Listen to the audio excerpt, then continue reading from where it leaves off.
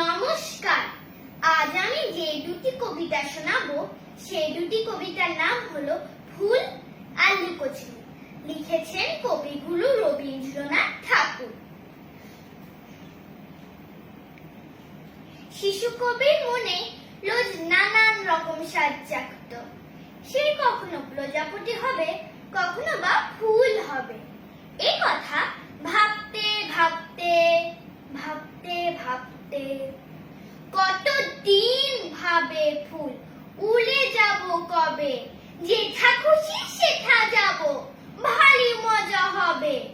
তাই ফুল একদিন মেলে দিল দানা, প্রজাপতি হলো, তাহলে কে করিবে মানা? শিশু কবি আবার ভাবেন ফুল হয়ে লুকোচুরি খেলবে তার মায়ের সাথে। আমি যদি দুষ্টুমি করে চাপার গাছে চাপা হয়ে ফুটি, ভোরের বেলা মাগো ডালের ওপরে কচি পাতায় কলি লুটোপুটি, তবে তুমি আমার কাছে হালো, তখন কি মা চিনতে আমায় পারো?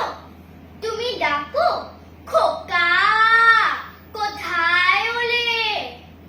আমি শুধু হাসি চুপটি করে। যখন তুমি থাকবে যে কাজ নিয়ে, সবই আমি দেখবো নয়ন মেলে।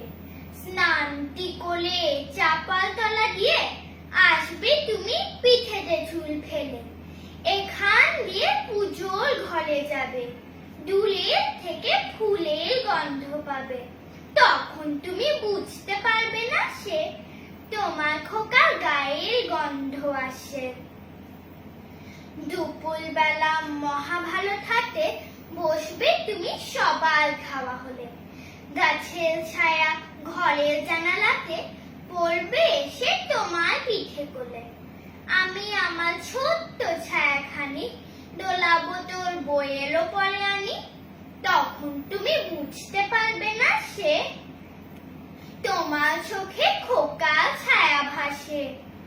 সন্ধে বেলায় প্রদীপ খানি জেলে যখন তুমি যাবে গোয়াল ঘরে, তখন আমি ফুলের খেলা খেলে টুক করে মা পড়বো ভুঁয়ে ঝোলে।